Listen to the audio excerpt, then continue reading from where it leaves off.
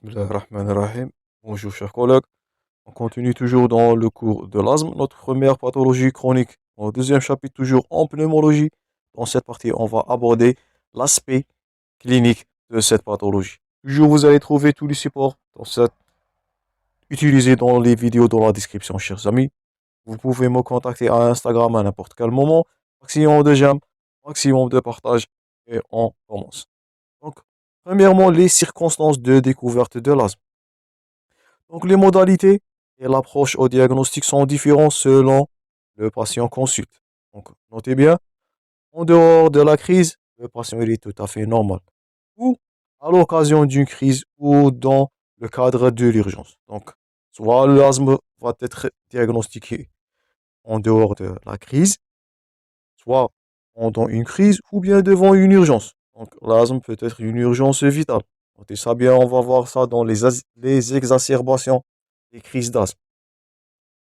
Donc, ça varie selon le contexte, selon le patient et selon le cadre d'urgence ou non. Donc, une description d'une crise. Qu'est-ce que ça veut dire une crise d'asthme? La crise d'asthme, elle peut concerner aussi bien que l'homme et la femme, l'adulte et l'enfant. Donc, on parlera de crise chez l'homme, chez la femme, chez l'enfant, chez l'adulte. Et en général, les symptômes vont survenir au cours de la nuit. Si on vous pose la question, la crise d'asthme, comme c'est une inflammation, c'est de recrudescence qui est nocturne. On parlera d'exacerbation, on parlera de mauvaise qualité de vie devant une symptomatologie nocturne. D'abord, cette symptomatologie nocturne, elle va être parmi les critères de parler s'il s'agit d'un asthme bien contrôlé ou non contrôlé. On va voir ça dans la notion de contrôle de l'asthme.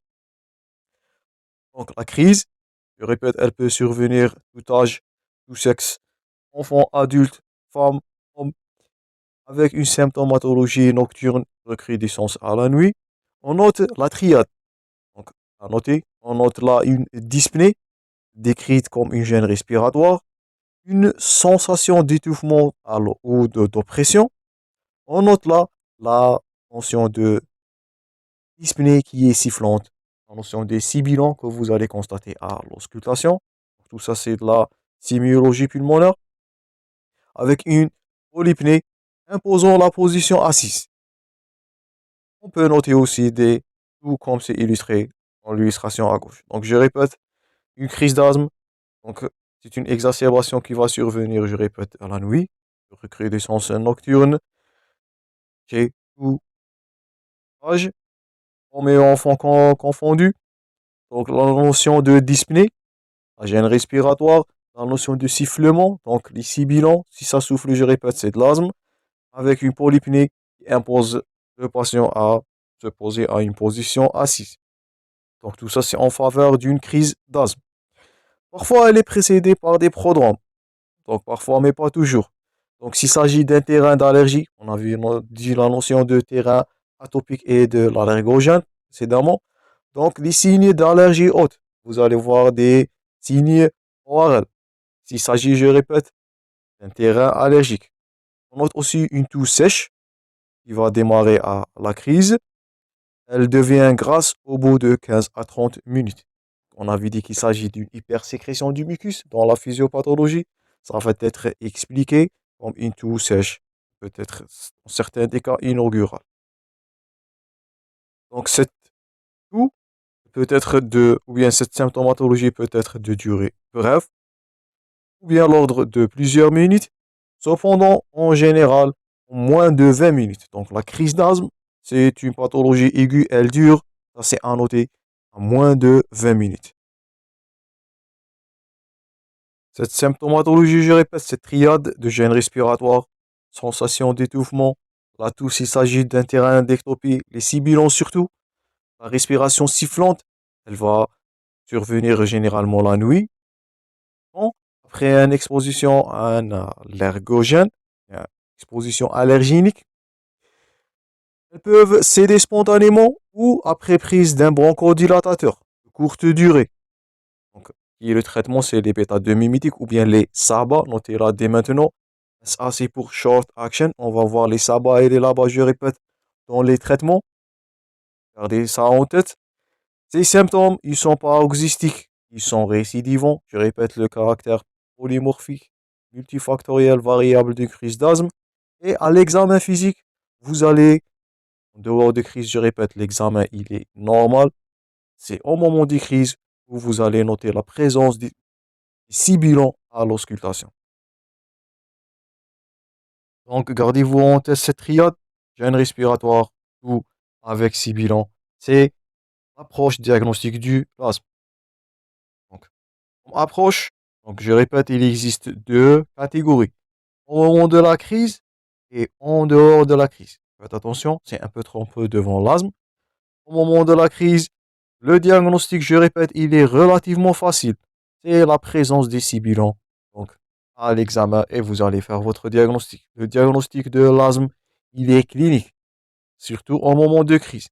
Gène respiratoire, je répète, là tout dans un terrain d'atopie et surtout les critères des sibilants. Donc, je répète, si ça souffle, c'est de l'asthme. Faites attention, comme on avait dit, il peut s'agir d'une bronchite soufflante chez un enfant âgé moins de 3 ans. J'espère que vous n'allez pas oublier ça dans votre pratique médicale. Donc, en moment de crise, le diagnostic c'est le plus facile possible, mais en dehors de la crise, donc il s'agira de réunir l'ensemble des éléments, tout ce qu'on avait dit précédemment dans l'anamnèse, le rôle d'anamnèse, le critère d'hérédité, bien les facteurs génétiques s'il s'agit d'un parent ou deux parents qui ont des antécédents d'asthme. Et si sur la partie précédente, vous pouvez le consulter à tout moment. Les critères environnementaux, la pollution et surtout le tabagisme passif, c'est à retenir par cœur dans votre anamnèse ou dans votre clinique. Et bien sûr, la notion des biomasses et des pneumo-allergènes. Donc, c'est les acariens. Donc, faites attention, les allergogènes les plus immunogènes ou bien les plus répandus dans l'asthme. Donc, l'examen physique, ça, c'est à retenir tout ce qui est en rouge. En dehors de crise, l'examen, il est tout à fait normal. C'est pour cela c'est un peu trompeux. Il ne révèle pas d'anomalie. C'est pour cela on a insisté dans la partie précédente sur le rôle d'anamnèse des facteurs favorisant de la physiopathologie, mieux comprendre pour mieux diagnostiquer un asthme. Donc, au moment de crise, c'est très facile. Ce n'est pas toujours le cas que vous allez retrouver un patient au moment de crise. En dehors de crise, la symptomatologie, elle est pauvre. L'examen physique ne révèle pas d'anomalie. Et dans ce cas-là, donc, il est à compléter par un examen très important. C'est la mesure de la fonction respiratoire qui va avoir lieu. Dans ce moment-là, on parlera de débimétrie expiratoire ou de la notion de DEP. Le voilà, le DEP, c'est l'examen paraclinique.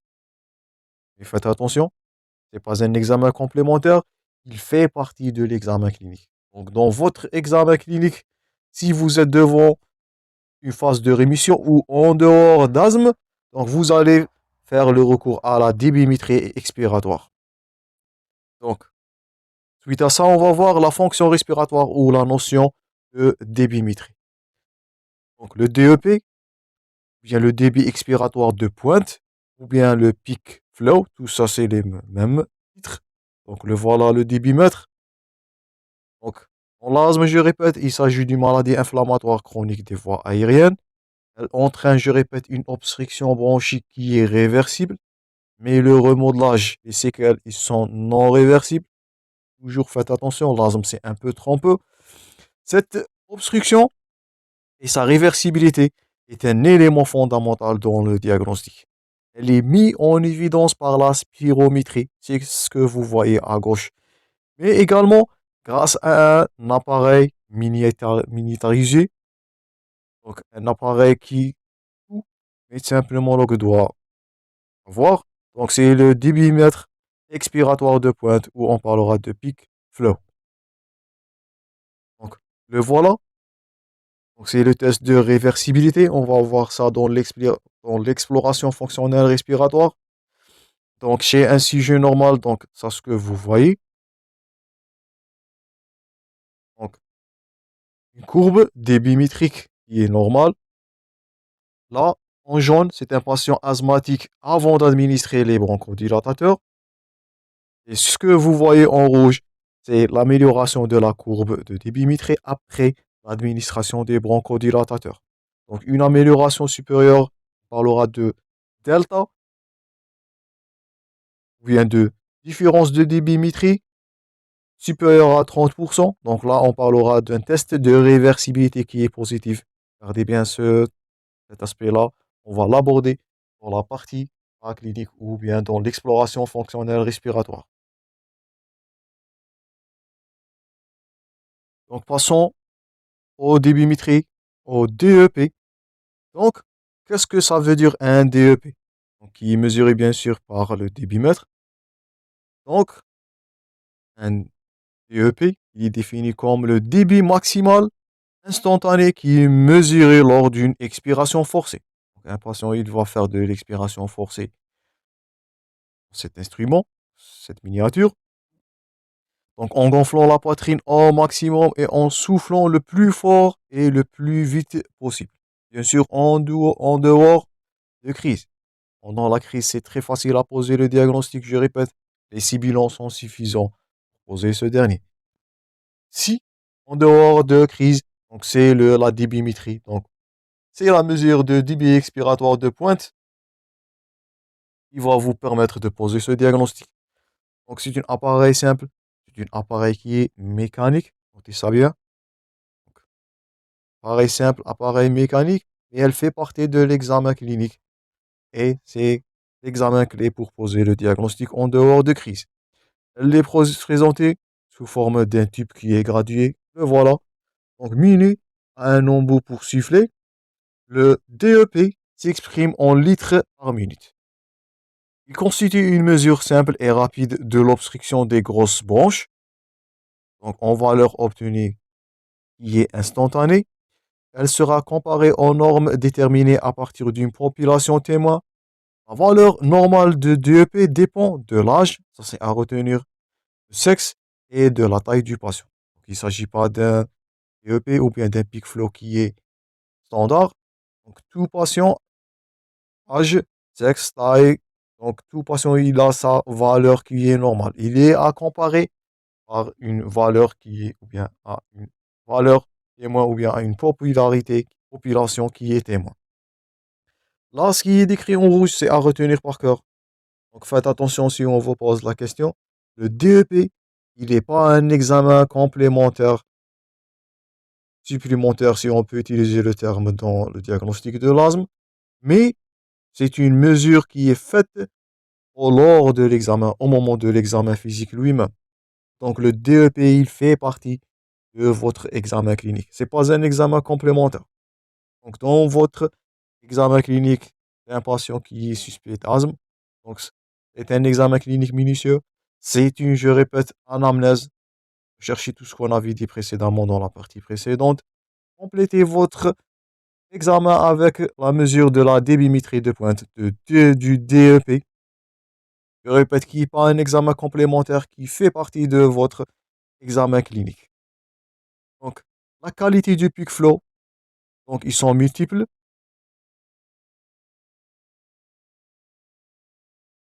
Cet appareil, donc c'est un appareil portable. Donc, tout ça, ce sont des avantages.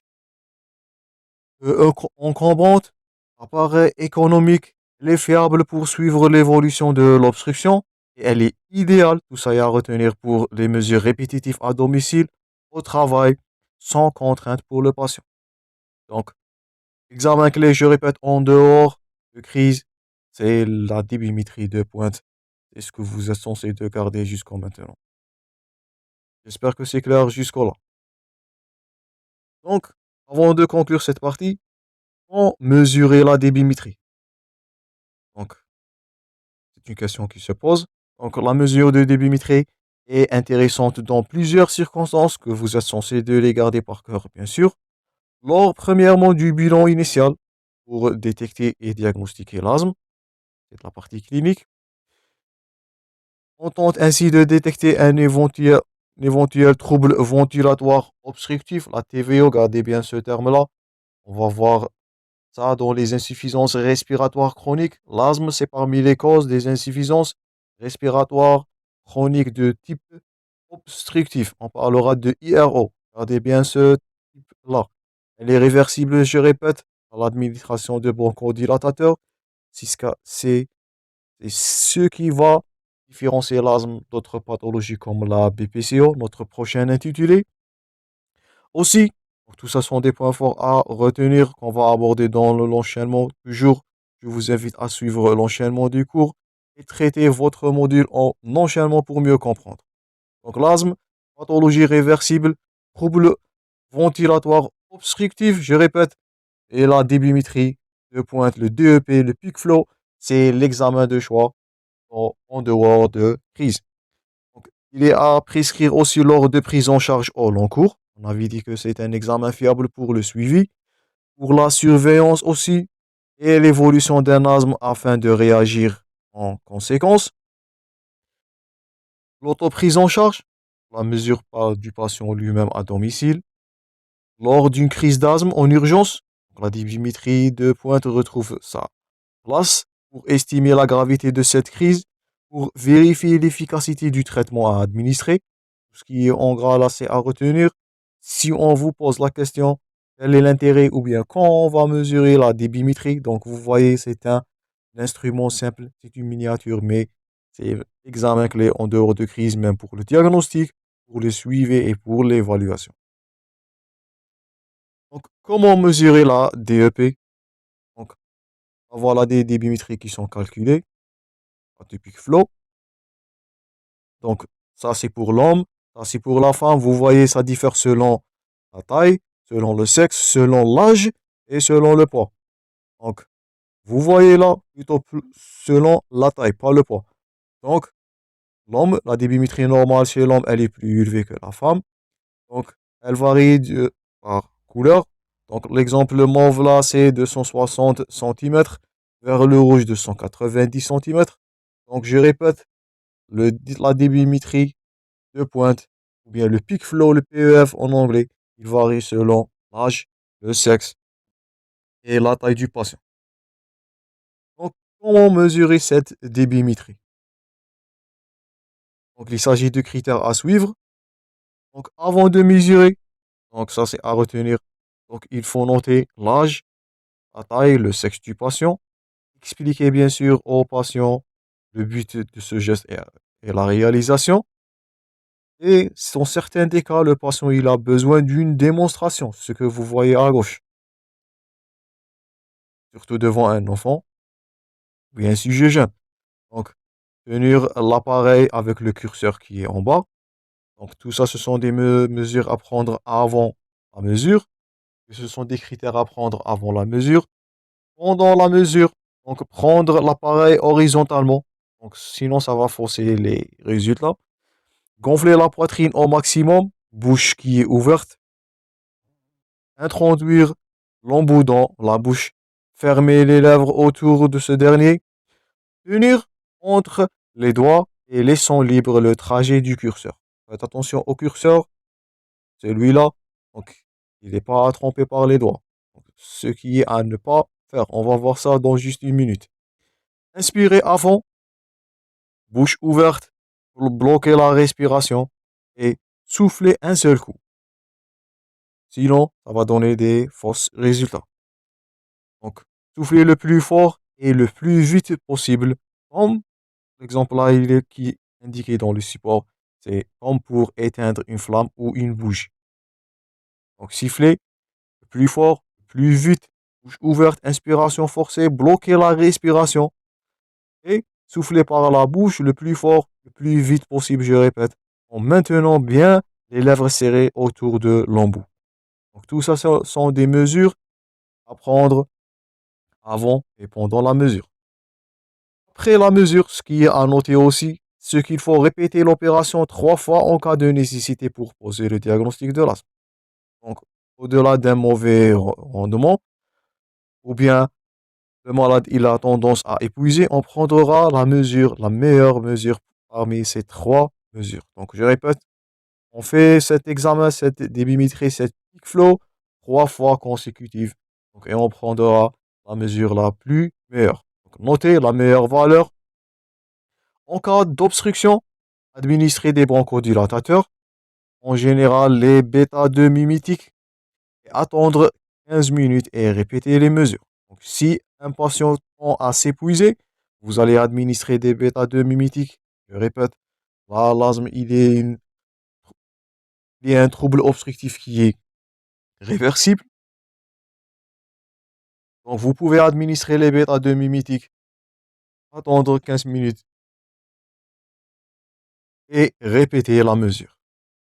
Ce qui est pas bien à ne pas faire, donc ne pas gonfler les joues, ne pas mettre la langue dans l'embout buccal. Tout ça, il est à expliquer aux patients. Je répète, parfois il s'agit d'un enfant, bien des sujets jeunes, bien sujet d'âge avancé. Tout ça, il est à expliquer. Sinon, ça va forcer les résultats. Donc tout ça, c'est le rôle de l'information et de l'éducation du patient. On va voir ça dans le traitement, je répète.